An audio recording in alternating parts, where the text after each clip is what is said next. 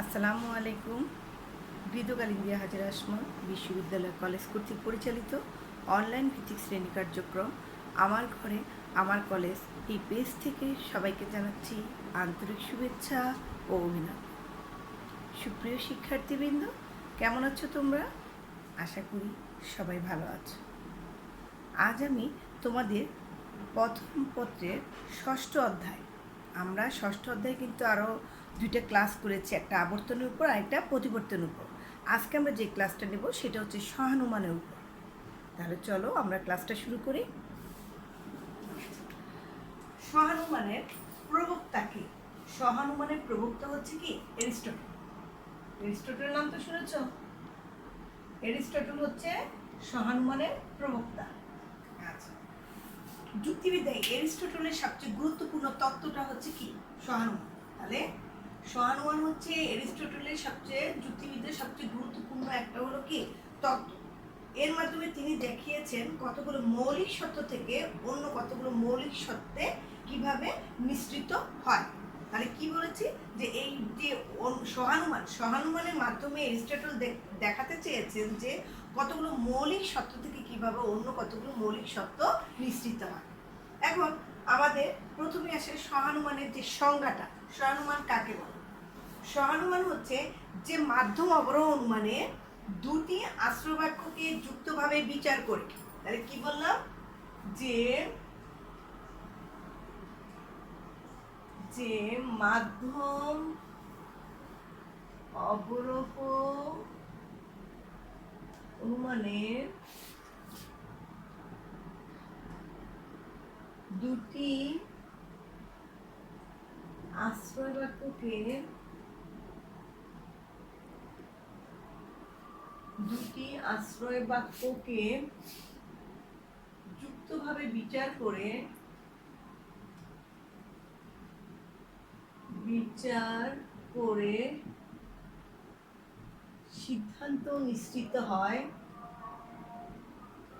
সিদ্ধান্ত নিশ্চিত হয় তাকে বলা হয় মূলত সহানুমান। তাহলে যে মাধ্যম অবরোহ অনুমানে দুটি আশ্রয়বাক্যকে যুক্তভাবে বিচার করে সিদ্ধান্ত নিশ্চিত করা হয় তাকে বলা হবে কি? সহানুমান।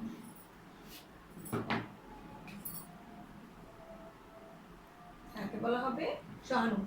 তাহলে সহানুমান হতে গেলে সেটা হবে মাধ্যম অবরোহ অনুমান। মাধ্যম কি? মাধ্যম হলো কি? আমরা জানি যে মাধ্যমের ক্ষেত্রে কিন্তু আশ্রয়বাক্য দুই বা ততোধিক আশ্রয়বাক্য থেকে সিদ্ধান্ত নিশ্চিত হয়, সেটাকে বলা হয় কি? মাধ্যম। আর অবরোহ অনুমান কি? অবরোহ অনুমান হলো সার্বিক থেকে বিশেষে উপনীত হবার একটা প্রক্রিয়া। তাহলে যে মাধ্যম অবরোহ অনুমানে দুটি আশ্রয়বাক্যকে যুক্তভাবে বিচার করে সিদ্ধান্ত নিশ্চিত করা হয় তাকে বলা হবে কি? সহানুমান। তাহলে সহানুমানের ক্ষেত্রে আমরা দেখলাম যে আশ্রয়বাক্য থাকবে কয়টা? দুইটা, আর সিদ্ধান্ত থাকবে একটা। একটা উদাহরণ দিই তাহলে বিষয়টা একটু ক্লিয়ার হয়। সকল মানুষ হয় মরণশীল। সকল বাঙালি হয় মানুষ। অতএব সকল বাঙালি হয় মরণশীল। তো দেখো এখানে আমরা কি বললাম?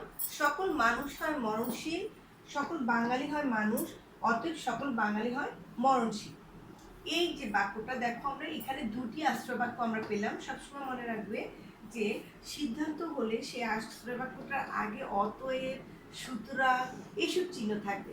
এইসব চিহ্ন যদি আমি এখানে চিহ্নটা না দিয়ে যদি অতএব লিখতাম তাহলে সেটা হতো কি? সিদ্ধান্ত। তাহলে এটা হবে সবসময় কি? সিদ্ধান্ত। যেটা অতএব থাকবে তার পাশের যে বাক্যটা হবে সেটা সবসময় হবে কি? সিদ্ধান্ত। আর এই যে বাক্যটা এটা হচ্ছে একটা আশ্রয়বাক্য, এটা হচ্ছে কি? আরেকটা আশ্রয়বাক্য। তাহলে আমরা কয়টা আশ্রয়বাক্য পেলাম? আমরা পেলাম দুটো আশ্রয়বাক্য। আমরা দুটো আশ্রয়বাক্য এখানে পেলাম। তাহলে দুটি আশ্রয়বাক্য এবং একটি সিদ্ধান্ত আমরা পেলাম। তাহলে দুটি আশ্রবাক্যকে যুক্তভাবে বিচার করে সিদ্ধান্ত নিশ্চিত হয়। দেখো এই যে সকল মানুষ হয় মরণশীল, এই সিদ্ধান্তের মধ্যে দেখো এই যে মরণশীল কথাটা, যে এই মরণশীল কথাটা সিদ্ধান্ত কিন্তু আছে। আবার সকল বাঙালি হয় মানুষ, এই আশ্রবাক্যের মধ্যে এই বাঙালি শব্দটা এখানে আছে। সেই জন্য বলা হয়েছে যে দুটি আশ্রবাক্যকে যুক্তভাবে বিচার করে যে সিদ্ধান্তটা নিশ্চিত হবে সেটাকে মূলত কি বলা হবে? সহানুমান। তাহলে সহানুমান আমরা দেখলাম। এখন আসো এই যে সহানুমানের সংজ্ঞা এবং সহানুমানের যে উদাহরণটা আমরা দেখলাম, তার ভিত্তিতে সহানুমানের কতগুলো বৈশিষ্ট্য আমরা দেখব। সহানুমানের প্রথম বৈশিষ্ট্য হচ্ছে সহানুমানে কি থাকবে? দুটি আশ্রয় বাক্য থাকবে। দুটি আশ্রয় বাক্য থাকবে, এটা হলো একটা বৈশিষ্ট্য। তাহলে সহানুমানের প্রথম ইয়েটা হচ্ছে যে দুটি আশ্রয় বাক্য থাকবে এবং দুটি আশ্রয় বাক্যের ভিত্তিতেই সিদ্ধান্তটা নিশ্চিত হবে, এটা হলো প্রথম বৈশিষ্ট্য। সহানুমানের দ্বিতীয় বৈশিষ্ট্য হচ্ছে আশ্রয় বাক্যের তিনটির মধ্যে আশ্রয় বাক্য দ্বিতীয় বৈশিষ্ট্যটা হচ্ছে, প্রথমে কি বলেছি? প্রথম বৈশিষ্ট্য দেখো যে আমি বলেছি যে দুটি আশ্রয় বাক্য থাকবে এবং দুটি আশ্রয় বাক্য থেকে সিদ্ধান্তটা নিশ্চিত হবে, এটা হলো প্রথম বৈশিষ্ট্য। আর দ্বিতীয় বৈশিষ্ট্য ক্ষেত্রে আমরা বলবো যে সহানুমানে তিনটি যুক্তিবাক্য থাকবে। তিনটি যুক্তিবাক্য থাকবে সহানুমানের ক্ষেত্রে। কয়টি থাকবে? তিনটি যুক্তিবাক্য থাকবে। এখন তোমাদের মনে হতে পারে যে একটু আগে ম্যাডাম বলেছে যে আশ্রয় বাক্য দুইটা থাকবে, এখানে আবার বললাম দ্বিতীয় বাক্যে তিনটি যুক্তিবাক্য থাকবে। কেন বলেছি? এখানে বলেছি আমি আগে তোমাদের সাথে পরিচয় করে দিয়েছি যে এই দুইটাকে আশ্রয় বাক্য বলা হবে, এটাকে সিদ্ধান্ত বলা হবে। তাহলে দেখা যাচ্ছে কি এই প্রতিটা হলো একটা করে যুক্তিবাক্য। এই লাইনটা হলো একটা যুক্তিবাক্য, এই লাইনটা হলো আরেকটা যুক্তিবাক্য, এই লাইনটা হলো কি আরেকটা যুক্তিবাক্য। তাহলে এখানে যুক্তিবাক্য কয়টা? তিনটা। তিনটার মধ্যে তিনটি যুক্তিবাক্য থাকবে, তিনটি যুক্তিবাক্যের মধ্যে দুইটি থাকবে আশ্রয় বাক্য। দুইটি থাকবে কি? আশ্রয় বাক্য। আর একটি থাকবে দুইটি আশ্রয় বাক্য ও একটি থাকবে কি? একটি থাকবে সিদ্ধান্ত। তাহলে আমরা দেখলাম বৈশিষ্ট্য, প্রথম বৈশিষ্ট্য বলেছি দুটি আশ্রয় বাক্য থাকবে এবং দুটি আশ্রয় বাক্যের ভিত্তিতে সিদ্ধান্ত অনুষ্ঠিত হবে, এটা হলো প্রথম আমার বৈশিষ্ট্য। দ্বিতীয় বৈশিষ্ট্য ক্ষেত্রে আমরা বলবো যে সহানুমানের ক্ষেত্রে তিনটি যুক্তিবাক্য থাকবে এবং এর মধ্যে দুইটা হলো কি? আশ্রয় বাক্য, একটি হলো কি? সিদ্ধান্ত। এরপরে আসো আমরা তৃতীয় নম্বর যে বৈশিষ্ট্যটা দেখব সেটা হচ্ছে যে আশ্রয় বাক্য ও সিদ্ধান্তের মধ্যে, আশ্রয় বাক্য ও সিদ্ধান্তের মধ্যে একটা অনিবার্য সম্পর্ক থাকবে। কি সম্পর্ক থাকবে? অনিবার্য সম্পর্ক থাকবে। তাহলে দেখো যে আশ্রয় বাক্য এবং সিদ্ধান্ত, এই দুইটা আশ্রয় বাক্য এবং সিদ্ধান্তের মধ্যে একটা অনিবার্য সম্পর্ক আছে। কারণ আমি দেখিয়ে দিয়েছি তোমাকে যে প্রথম আশ্রয় বাক্য থেকে আমি এটা নিয়েছি, দ্বিতীয় আশ্রয় বাক্য থেকে কি নিয়েছি? এটা নিয়েছি। তাহলে দুইটা আশ্রয় বাক্য এবং সিদ্ধান্তের মধ্যে একটা কি আছে? অনিবার্য একটা সম্পর্ক আছে। এবার আসো যে আমরা 4 নাম্বার যেটা সেটা বলবো যে আশ্রয় বাক্য সহানুমানের সিদ্ধান্তটা, এই যে সহানুমানের যে সিদ্ধান্তটা, এই সিদ্ধান্তটা কখনো আশ্রয় বাক্য থেকে বেশি ব্যাপক হতে পারবে না। বিষয়টা জটিল লাগলো? কি বললাম? যে আশ্রয় বাক্য থেকে সিদ্ধান্তটা কখনো বেশি ব্যাপক হতে পারবে না। কিভাবে বেশি ব্যাপক হতে পারবে না? আমার আশ্রয় বাক্যে আছে সকল মানুষ হয় মরণশীল। এখানে কিন্তু নির্দিষ্ট করে আমি কোনো মানুষের কথা বলিনি। এখানে অতীত, বর্তমান, ভবিষ্যৎ যত মানুষ আছে সব মানুষ কি? মরণশীল। এখানে সকল মানুষ যখন বলেছি তখন সব মানুষের মধ্যে অন্তর্ভুক্ত হয়েছে। কিন্তু দেখো আমি সিদ্ধান্তে বলেছি সকল বাঙালি হয় মরণশীল। সিদ্ধান্তের ক্ষেত্রে আমি কি করলাম? অল্প কিছু বাঙালি বলতে বাঙালি আছে, ইন্ডিয়ান আছে, ইউরোপিয়ান আছে, আমেরিকান আছে, বিভিন্ন রকমের আছে, আমি সব বাদ দিয়ে শুধু বাঙালিকে বলেছি। তাহলে এখানে সব মানুষ বেশি ব্যাপক, কিন্তু বাঙালি শুধু করে নির্দিষ্ট করে বলার কারণে এখানে কম ব্যাপক হয়েছে। তাহলে এই আশ্রয় বাক্যটা বেশি ব্যাপক, এই সিদ্ধান্তটা কি? কম ব্যাপক। এই জন্য আমার যে 4 নম্বর যে বৈশিষ্ট্যটা সেটা হচ্ছে যে সিদ্ধান্ত কখনো আশ্রয় বাক্য থেকে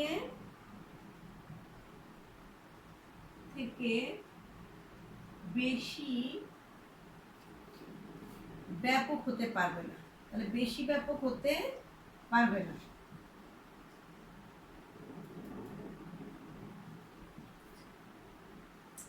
সিদ্ধান্ত কখনো আশ্রয় বাক্য থেকে বেশি ব্যাপক হতে পারবে না। কোন সিদ্ধান্ত? এই সিদ্ধান্ত। এই সিদ্ধান্ত সকল বাঙালি, আর এখানে এই আশ্রবাক্যটা কি সকল মানুষের কথা বলা হয়েছে। এই জন্য এটা হলো বেশি ব্যাপক, এটা হলো কি কম ব্যাপক। এই জন্য বলা হয়েছে সিদ্ধান্ত কখনো আশ্রবাক্য থেকে বেশি ব্যাপক হতে পারবে না। আচ্ছা, এরপরে আরো একটা বৈশিষ্ট্য আছে যে আশ্রবাক্য এবং সিদ্ধান্ত, আশ্রবাক্য যদি সত্য হয়, আশ্রবাক্যগুলো যদি সত্য হয়, আশ্রবাক্যের সত্যতার উপর সিদ্ধান্তের সত্যতা নির্ভরশীল।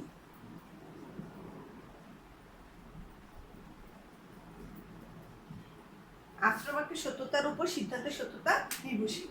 তাহলে দেখো যে আমরা দেখলাম যে আশ্রবাক্যের সত্যতা কি, আশ্রবাক্যের সত্যতা, আশ্রবাক্য যে সত্য থাকবে সেটার উপর ভিত্তি করে সিদ্ধান্তটা হবে। সেই জন্য আশ্রবাক্যের সত্যতার উপর সিদ্ধান্তের সত্যতা নির্ভরশীল। তাহলে আমরা দেখো, আমরা সহানুমানটাকে আবার একটু বলি যে সহানুমান হচ্ছে কি, যে মাধ্যম অবরোহ অনুমানে দুটি আশ্রবাক্যকে যুক্তভাবে বিচার করে একটা সিদ্ধান্ত বিস্তৃত করা হবে, তাকে বলা হবে কি সহানুমান। আর সহানুমানের প্রয়োগটাকে এরিস্টটল। এখন আসো যে উদাহরণ একটা দিয়েছি যে সকল মানুষ হয় মরণশীল, সকল বাঙালি হয় মানুষ, অতএব সকল বাঙালি হয় মরণশীল। এখানে এই প্রথম দুইটাকে আমরা আশ্রবাক্য বলেছি, এবং যেটার আগে দিয়ে অতএব বা সুতরাং এরকম যদি কোনো চিহ্ন থাকে তাহলে সেটা হবে কি সিদ্ধান্ত। এবার আসো বৈশিষ্ট্য। বৈশিষ্ট্যের ক্ষেত্রে আমরা বলেছি যে সহানুমানের ক্ষেত্রে দুটি আশ্রবাক্য থাকবে এবং দুটি আশ্রবাক্য থেকে সিদ্ধান্ত কি হবে, মিশ্রিত হবে। 2 নম্বর পয়েন্ট, বৈশিষ্ট্য হচ্ছে তিনটি যুক্তিবাক্য থাকবে। যুক্তিবাক্য কয়টা? একটা, দুইটা, তিনটা। তিনটে যুক্তিবাক্যের মধ্যে দুইটা কি আশ্রবাক্য, একটা কি সিদ্ধান্ত। এই এরপর আসো আশ্রবাক্য সিদ্ধান্তের মধ্যে অনিবার্য সম্পর্ক থাকবে। তাহলে আশ্রবাক্য এবং সিদ্ধান্তের মধ্যে একটা কি অনিবার্য একটা সম্পর্ক আছে। সিদ্ধান্ত কখনো আশ্রবাক্য থেকে বেশি ব্যাপক হতে পারবে না। আশ্রবাক্যের সত্যতার উপর সিদ্ধান্তের সত্যতা নির্ভরশীল। অর্থাৎ আশ্রবাক্য যদি সত্য হয় তাহলে সিদ্ধান্ত সত্য হবে, আর আশ্রবাক্য যদি মিথ্যা হয় তাহলে সিদ্ধান্ত কি হবে, মিথ্যা হবে। এছাড়া আমরা বলতে পারি যে এখানে বাক্য তিনটি যৌক্তিক আকারে কিন্তু প্রকাশ পায়, এবং বাক্য তিনটি সবসময়, এটা মনে রাখবা, সহানুমানের বাক্য তিনটি সবসময় নিরপেক্ষ বাক্য হয়। নিরপেক্ষ বাক্য, সিম্পল সেন্টেন্স, সিম্পল একদম। দেখো সকল মানুষের মরণশীল, এখানে ও এবং আর এগুলো দিয়ে কিছু কিন্তু মানে জয়েন করা হয়নি। এই জন্য এই বাক্যগুলোকে বলা হবে কি নিরপেক্ষ বাক্য। তাহলে এই আশ্রবাক্য আমরা দেখলাম যে সহানুমানের সবসময় তিনটি আশ্রবাক্য কি হয়, নিরপেক্ষ বাক্য হয়। এবার আসো যে আমরা সহানুমানের গঠন নিয়ে আমরা একটু আলোচনা করব। এবার আসো আমরা সহানুমানের গঠন নিয়ে আলোচনা করব। গঠন, সহানুমানের গঠন, এর মধ্যে সহানুমানের গঠন নিয়ে আলোচনা করতে গেলে প্রথমে যে আলোচনাটা আসবে সেটা হচ্ছে বাক্যের দিক থেকে যে গঠন। কি বললাম? বাক্যের দিক থেকে গঠন। বাক্যের দিক থেকে গঠনটা কিরকম আমরা দেখি। ন্যায় অনুমানে আমরা ন্যায় অনুমান বলেছি, সহানুমানকে কিন্তু আমরা ন্যায় অনুমানও বলতে পারি। তাহলে কি বললাম, সহানুমানকে আমরা ন্যায় অনুমান বলেও কিন্তু অভিহিত করতে পারি। তাহলে সহানুমানের গঠনের মধ্যে প্রথম যে পয়েন্ট হবে সেটা হচ্ছে কি বাক্যের দিক থেকে গঠন।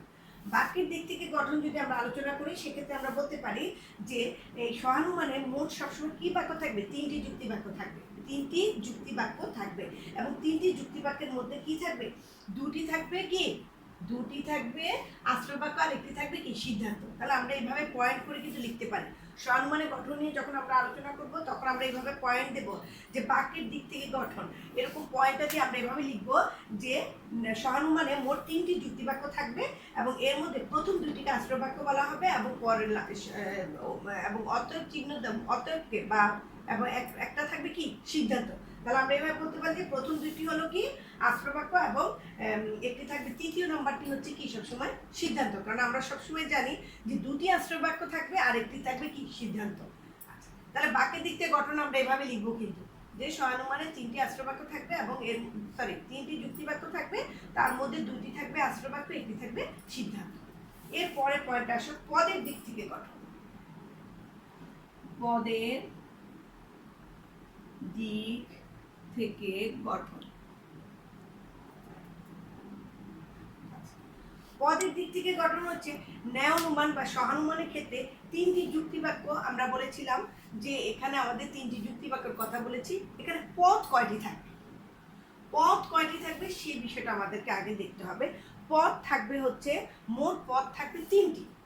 পদের দিক থেকে গঠন ক্ষেত্রে আমরা বলবো সহানুমানে তিনটি যুক্তিবাক্যে তিনটি পদ থাকবে। এই তিনটি যে যুক্তিবাক্য, এই তিনটি যুক্তিবাক্যে তিনটা পদ থাকে এবং এই পদগুলোকে একটাকে বলা হবে কি, আমি লিখি, একটা পদের নাম হচ্ছে সাধ্যপদ, এটাকে আমরা কিন্তু প্রধান পদ বলতে পারি।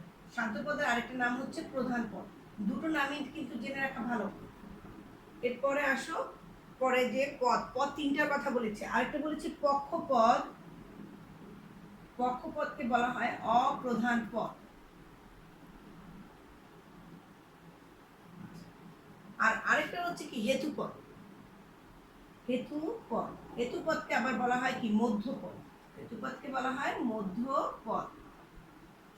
তাহলে আমরা কি লিখলাম, পদের দিক থেকে গঠনের ক্ষেত্রে আমরা বলবো যে একটি সহানুমানে যে পদ, তিনটি পদ থাকে, তাহলে সাধ্যপদ বা প্রধান পদ, একটা থাকে পক্ষপদ বা অপ্রধান পদ, একটা থাকে হেতুপদ বা মধ্যপদ। এবং এই পদগুলা কিন্তু দেখা যাচ্ছে যে এই পদগুলা কিন্তু প্রতিটি পদের মধ্যে, এই প্রতিটি যুক্তিবাক্যের মধ্যে দুবার করে ব্যবহৃত হবে, মোট 6 বার ব্যবহৃত হবে। পদের আবার বলি, পদ হচ্ছে কয়টি, একটি সহানুমানে পদ থাকে তিনটি, একটি হচ্ছে প্রধান পদ, আরেকটি অপ্রধান পদ, আরেকটি হচ্ছে কি মধ্যপদ। এই তিনটা পদ দুবার করে এখানে ব্যবহৃত হয়েছে। এখন তোমার প্রশ্ন থাকতে পারে যে কোনটা সাধ্যপদ, কোনটা পক্ষপদ, কোনটা হেতুপদ, আমি কিভাবে চিনব? আচ্ছা, এবার আসো আমরা চিনাই যে আমরা সাধ্যপদ কিভাবে চিনব, যে সিদ্ধান্তের বিধেয়কে। তাহলে আমরা সিদ্ধান্ত কিন্তু জানি, সিদ্ধান্ত কোনটা, অতএবের অতএবের পরে যে বাক্যটা থাকবে সেটার নাম কি, সিদ্ধান্ত। তাহলে সিদ্ধান্তের বিধেয় আমরা সবসময় জানি এটার নাম কি উদ্দেশ্য, আর এটার নাম কি বিধেয়। তাহলে সিদ্ধান্তের বিধেয়কে বলা হবে প্রধান পদ, সিদ্ধান্তের বিধেয়কে প্রধান পদ বলে।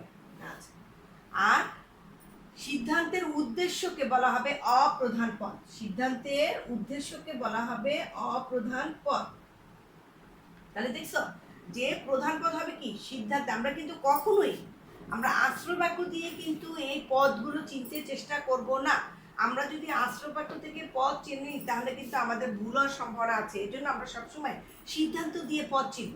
তাহলে কি বলেছি, প্রধান পদ কাকে বলে, সিদ্ধান্তের বিধেয়কে বলা হয় প্রধান পদ, সিদ্ধান্তের উদ্দেশ্যকে বলা হয় কি অপ্রধান পদ, আর সিদ্ধান্তের মধ্যে নেই কিন্তু দুটি আশ্রয় বাক্য আছে তাকে বলা হবে কি মধ্যপদ। তাহলে কোনটা দেখো সিদ্ধান্তের মধ্যে নেই, এই মানুষ, এই দুইটা বাক্যে মানুষ আছে কিন্তু এটা কিন্তু আমাদের এই সিদ্ধান্তের মধ্যে নেই। তাহলে সিদ্ধান্তের মধ্যে নেই কিন্তু দুটি আশ্রয় বাক্যে থাকবে, সেটাকে বলা হবে কি, সেটাকে বলা হবে মধ্যপদ। তাহলে এটার নাম হচ্ছে কি মধ্যপদ,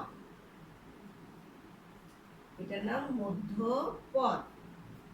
দেখো এখানে মরণশীল, যেহেতু আমরা এটা প্রধান পদ পেয়েছি তাহলে এটাও কি হবে প্রধান পদ, এই মরণশীলটাও কি প্রধান পদ। আর এখানে বাঙালি যেহেতু অপ্রধান পদ পেয়েছি তাহলে এই বাঙালিটা হলো কি অপ্রধান পদ। তাহলে এখন দেখো আমি যে বলেছি যে পদের দিক থেকে গঠন হচ্ছে, কি বলেছি যে একটি যুক্তি, একটি সহানুমানে সাধারণত তিনটি পদ থাকে, সাধ্যপদ, পক্ষপদ, হেতুপদ।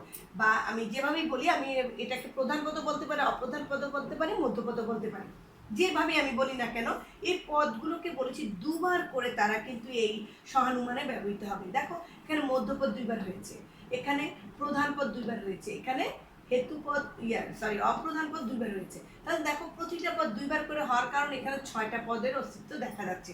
পদ মূলত থাকবে তিনটে কিন্তু দুবার করে ব্যবহৃত হওয়ার কারণে এখানে হচ্ছে কি 6টা পদের অস্তিত্ব দেখা যায়।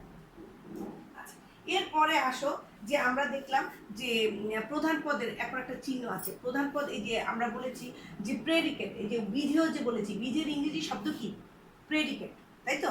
এই প্রেডিকেট যদি আমি লিখতে হয় তাহলে এটা প্রেডিকেট, দেখো প্রেডিকেট, বিধেয়কে বলেছি প্রেডিকেট, বিধেয় ইংরেজি কি প্রেডিকেট, আমরা সবাই জানি।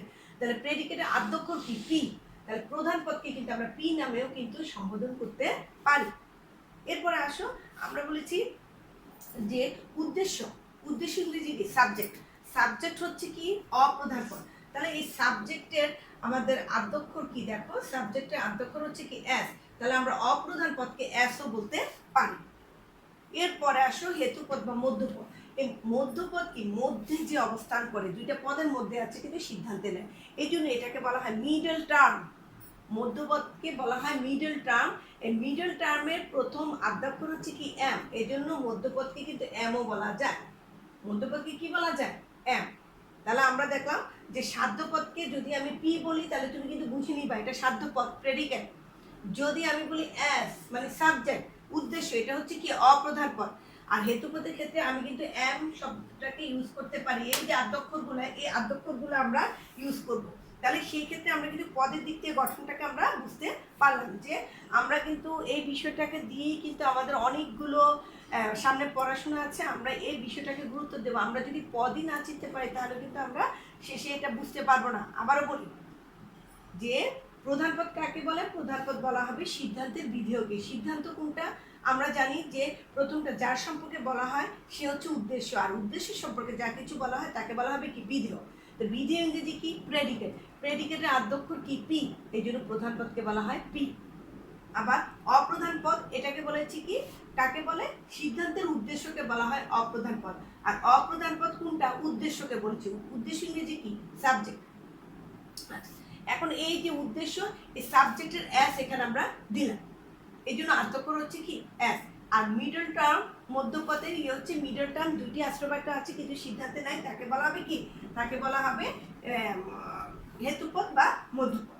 এবার আসো যে আমরা কিন্তু দেখলাম যে কোনটা কোন পদ, আমরা কিন্তু এই বিষয়টাকে ভালো করে একটু জেনে রাখবো। এরপরে আসো যে বাক্য পদের সমন্বয় সহানুমানে কিভাবে আমরা গঠন করব।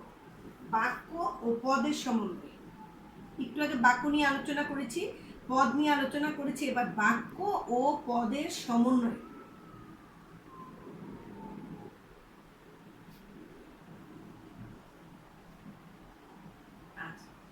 এখন দেখো বাক্য ও পদের সমন্বয়ে সহানুমানে গঠন যখন আমরা আলোচনা করব, সেক্ষেত্রে আমরা বলবো আশ্রবাক্য। এই যে আশ্রবাক্য দুইটার কথা বলেছিলাম, আমি আশ্রবাক্যটা এখানে লিখেছি। তোমাদের মনে হতে পারে ম্যাডাম এইখানে কেন আশ্রবাক্য লিখে না, এখানে আমি অন্য কথা লিখবো বিদায় আমি আশ্রবাক্যকে এখানে কিন্তু লিখেছি। তাহলে বাক্য পদের সমন্বয়ে সহানুমানের গঠন যখন আমরা আলোচনা করব, সেই ক্ষেত্রে আমরা দেখব যে বাক্য ও পদের সমন্বয়ে আলোচনা করার ক্ষেত্রে আমরা যে কথাটা প্রথম লিখবো যে আশ্রবাক্য হলো দুইটি। আমরা এখানে আশ্রবাক্য কয়টি পেয়েছি? দুটি। প্রথমটাকে আমরা বলবো সাধ্য আশ্রয় বাক্য। এটার নাম হলো কি? প্রথমটার নাম হচ্ছে সাধ্য আশ্রয় বাক্য। আর এটাকে যদি সাধ্য আশ্রয় বাক্য না বলি তাহলে আমরা আরেকটা কি নাম অভিহিত করতে পারি? প্রধান আশ্রয় বাক্য বলতে পারি। আর এটাকে আমরা বলবো পক্ষ আশ্রয় বাক্য বা অপ্রধান আশ্রয় বাক্য। আমি এখন অপ্রধানই লিখলাম, অপ্রধান আশ্রয় বাক্য। তাহলে কি বললাম দেখো, বাক্য ও পদের সমন্বয়ে সহানুমানের গঠন যখন আসবে তখন আমরা বলবো যে আশ্রবাক্যকে দু ভাগে ভাগ করা যায়। আশ্রবাক্য দুটি থাকে, তো সেই দুটির মধ্যে প্রথমটিকে বলা হয় সাধ্য আশ্রবাক্য এবং পরেরটাকে বলা হয় কি? অপ্রধান আশ্রবাক্য। এখন সাধ্য আশ্রবাক্য কাকে বলে সেটা আমরা লিখবো। সাধ্য আশ্রবাক্যের মধ্যে আমরা লিখবো যে আশ্রবাক্যে এটাকে আমি প্রধান লিখলে তোমার জন্য একটু সুবিধা, আমি এখানে প্রধান লিখেছি, তাই তো? সাধ্যকে কিন্তু প্রধানও বলা যায়, এটা কোনো বিষয় না, একই কথা। তাহলে আমরা এভাবে বলতে পারি যে প্রধান আশ্রয় বাক্য কাকে বলে? যে আশ্রয় বাক্যে প্রধান পদ থাকবে তাকে বলা হবে কি? প্রধান আশ্রয় বাক্য। তাহলে প্রধান আশ্রয় বাক্য কাকে বলে? যে আশ্রয় বাক্যে প্রধান পদ থাকবে তাকে বলা হবে কি? প্রধান আশ্রয় বাক্য। আর এই প্রধান আশ্রয় বাক্যের ক্ষেত্রে আমরা দেখব যে এই প্রধান আশ্রয় বাক্যে কি থাকে? প্রধান পদ থাকবে এবং মধ্যপদ থাকে।